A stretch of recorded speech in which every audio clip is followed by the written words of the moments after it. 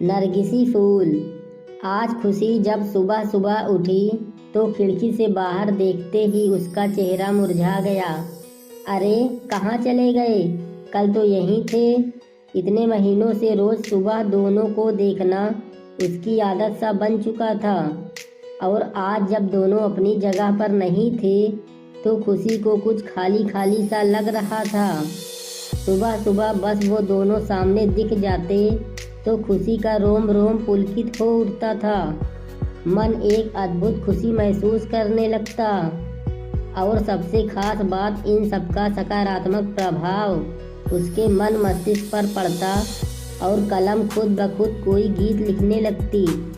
पता नहीं क्या जादू था उन नरगिसी फूलों में, बस देखते ही मन मचल उठता। शायद असीम का असीम प्यार भरा था उनमें। आखिर उसी ने तो खुशी के जन्मदिन पर यह गमला उसे उपहार में दिया था, और फिर दोनों ने मिलकर उसमें नरगिसी फूलों का यह पौधा लगाया था।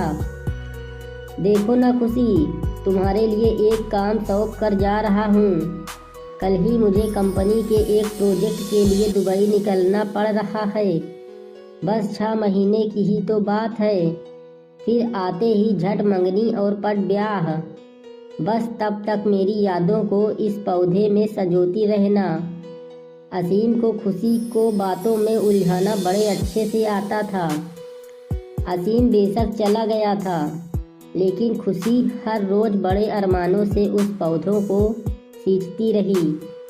खुशी की खुशी का उस वक्त ठिकाना नहीं था। जब वह एक रोज सुबह उठी तो उसने पौधों पर पीले रंग के 2 फूल खिले हुए देखे। दोनों फूल बिल्कुल एक दूसरे से जुड़े हुए थे, खुशी और असीम की तरह। खुशी रोज उन फूलों को निहारती रहती और असीम को याद करती। खुशी की रोज असीम से फ़ोन पर बात होती थी। भला 2 साल से चल रहा प्रेम दूरियों से कैसे कम हो सकता था।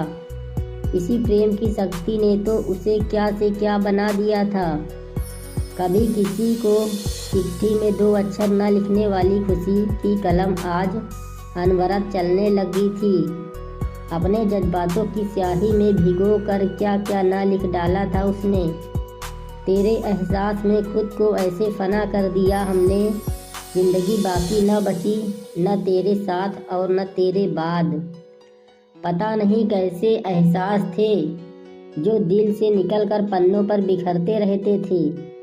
जब भी मन होता खुशी उन नरगिस के फूलों को निहारते हुए खिड़की के पास कागज कलम लेकर बैठ जाती।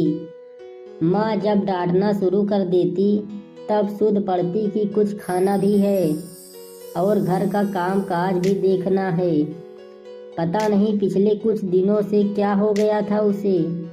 पतझड़ का मौसम आ गया था, फूल मुरझाने लगे थे। माली से पूछकर खाद पानी भी डाला। असीम को फ़ोन पर बताया तो वह भी पहले खूब हंसा, फिर बोला पतझड़ बीत जाने दो, सब कुछ ठीक हो जाएगा। अब तो बसंत की बहार भी छाने लगी थी। चारों तरफ एक मीठी बहार बहने लगी थी, लेकिन फिर भी खुशी को कुछ सही नहीं लग रहा था। आज भी उन फूलों को देखे बिना बेचैनी बढ़ रही थी। खुशी कागज कलम फेंक कर बाहर आ गई थी और गमले के आसपास की चहलकदमी करने लगी। कुछ समझ नहीं आ रहा था कि क्या हो रहा है। इसी सोच में उसे यह भी ध्यान नहीं रहा कि काफ़ी देर से बाहर की घंटी बज रही है। खुशी कहाँ खोई हुई हो? दरवाजे पर कब से घंटी बज रही है? ध्यान कहाँ है? माँ ने दरवाजे की ओर जाते हुए पूछा। इससे पहले कि खुशी संभाल पाती, दरवाजे पर असीम खड़ा था मुस्कुराते हुए, हाथों में नरगिसी फूल लिए। दोस्तों, आपको यह कहानी कैसी लगी हमें कमेंट करके ज़रूर बताएं, और हाँ, चैनल को सब्सक्राइब करना बिल्कुल भी ना भूलें।